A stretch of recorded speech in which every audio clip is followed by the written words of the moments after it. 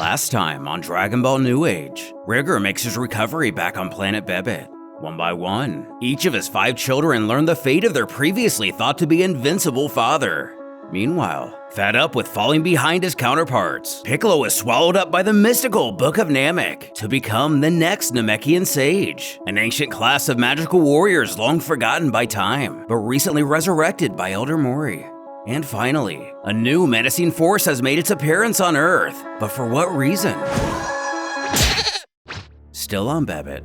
A short amount of time passes as Masuran, the apparent eldest of Rigor's children, explains to his siblings what their mother told him.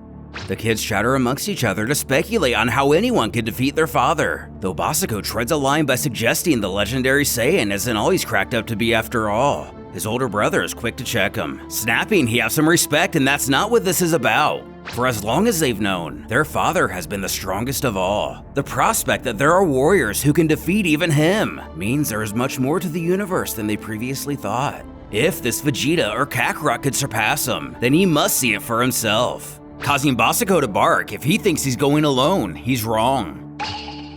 Judging by the shocked expression, he knew that's what he was planning, telling him to forget it. He's also been dying for a good fight, so he's going too. He's trained too hard and too long to let his older brother leave him behind from a chance like this. And when he instead beats whoever beat their dad, Masuran will see what he's made of. When Kodo utters he and Roko are going too. It's not fair they all get to go someplace new and they don't. It's boring here. Following suit, Savina states Masuran is her master, so she will go where he goes. Hesitating for one reason or another, the eldest sibling resolves to their decision. All 5 of them will leave for Earth in 2 hours, but he warns now, on Earth, whatever he says goes, asking if they understand. As those hours pass, Roko can't help but clamor how cool this is, their first off-world trip, questioning if the others are excited as him. Though his sister is only annoyed by his optimism and grateful for hypersleep. If she had to listen to him babble the entire trip, she'd reconsider going at all. The other twin gets his brother's back and tells Savina to chill. He's just excited like everyone else. Besides, if there's anyone who'd be annoying, it's Basuko, quipping who wants to hear him rant about fighting the entire time. Swapping to said brother, he tells Kodo to hold his tongue, though admits he can't wait to witness this whole new world with worthy competition. Much more stoic is Masuran, still amiss what kind of warriors they could be about to stumble upon, a pair who could beat even his father. A feat he himself would never even dare to attempt. On the other hand, this could be the very thing to push him to new heights. About 6 minutes later, the 5 pods fill with cryogas, putting the young Saiyans into a 30-day sleep. But even as they barrel towards the Earth with relentless speed, they are the furthest thing from the minds of our heroes. For at that moment, Earth has an even bigger problem. The sleepy little eastern suburb, once bustling with life, now sits eerily quiet.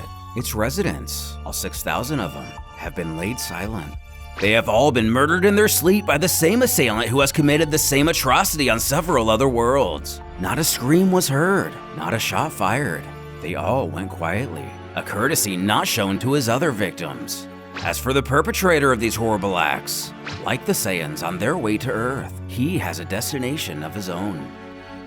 The next morning, as the sun slowly begins to dry the early moisture from the grass and trees, Vegeta drives along the open freeway. He thinks to himself how he stared death in the face more times than he can count. He's been beaten, mauled, driven to the brink. He's fought the strongest beings the universe has to offer, even dying twice. But there is nothing more frightful, more demanding, more horrific than taking his daughter shopping. Arriving at the epicenter of Metro East, Brawl cheerfully ushers her dad to hurry up. There's a new store on the next street she wants to check out, and then they can visit the health food place on 5th. However, the devastating strain the day has taken on the prince is more than apparent. 1 hour, 1 full hour to merely look at 1 pair of shoes. He would do anything to get this over with. A little ways away, a couple of police officers chat to each other about the boredom of working security checkpoints. Just as something catches their attention. A figure walking in the middle of the highway. As the taller of the pair panics how this guy has blue skin, the other stutters to command the stranger to stop, as Z City isn't interested in welcoming strange folk like him. Furthering, they already have enough problems without weirdo ruffians like him coming in, before demanding he state his business. With a frigid glare, the entity mutters, "Too weak," causing a bit of confusion to the officer, questioning what he means. obliterating the man's head. His partner panics in shock that he actually killed him.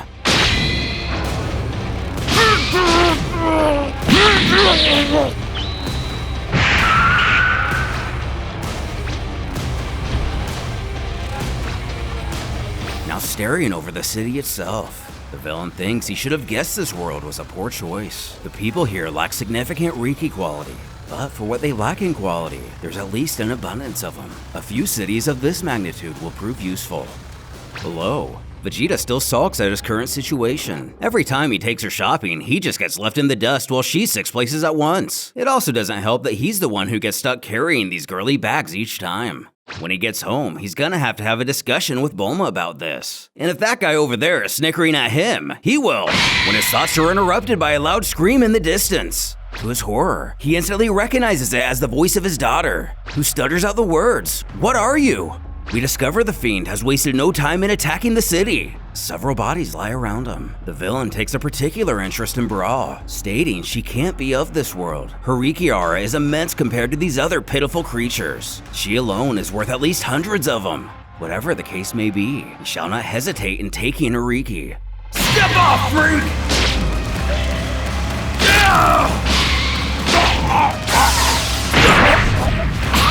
Killing the stranger who tried to come to her aid. The murderer then turns back to Brawl, snidely asking where were they. Finally arriving, Vegeta sends him flying into a nearby building. He snarls whoever he is. He just made the biggest mistake of his life, also his last. His daughter runs to his arms now in tears. Seeing his assailant get up, Vegeta tells her to get behind him now. The evildoer steps over the rebel to commend the prince on that punch. It was certainly more than he was expecting from a world with weakling trash. Who knows, something isn't right. He shouldn't be able to get up so casually after being leveled like that. Even more troubling, he can't sense any ki coming from him. The creep grows a giant smile on his face, sensing the immense Riki aura coming from this new fighter. Vast and pure. Exactly what he's been searching for. Vegeta barks he doesn't care about any of that, demanding the alien explain what business he has in coming here, as he's clearly not of this world.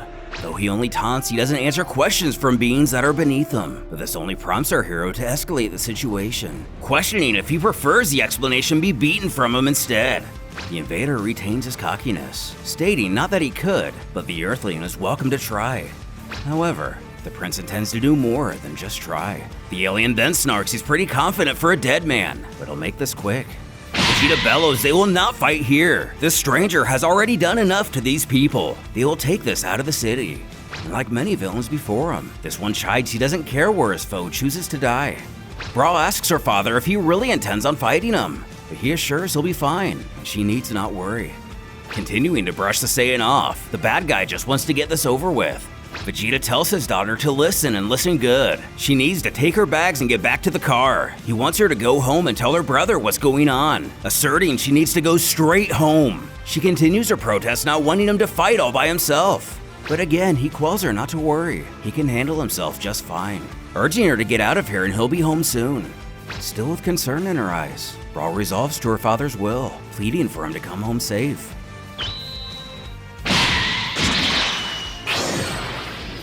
Taking off out of the city, the villain states they've traveled far enough. There are no longer any civilians nearby. They will settle their little dispute here whether he likes it or not. Landing, Vegeta takes his time getting comfortable. His adversary laughs. His willingness to surrender his life so quickly is astonishing, yet welcome. But before they begin, he wants to give him something to ponder on in death.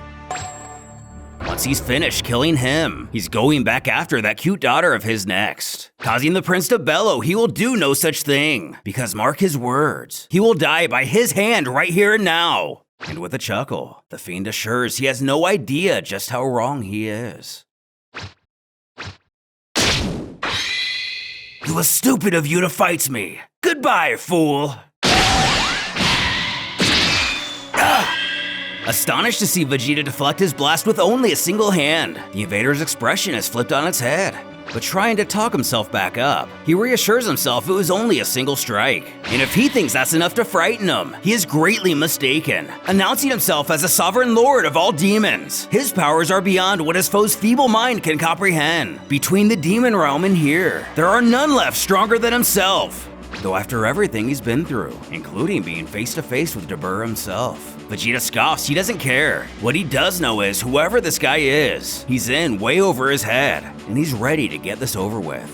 However, the demon vows to teach this insect cretin the meaning of true terror. With the identity of this new threat slowly unraveling, we learn that he is a demon from the demon realm itself. Will he be able to back up his talk, or is Vegeta correct in his assumption that this battle was over before it even began?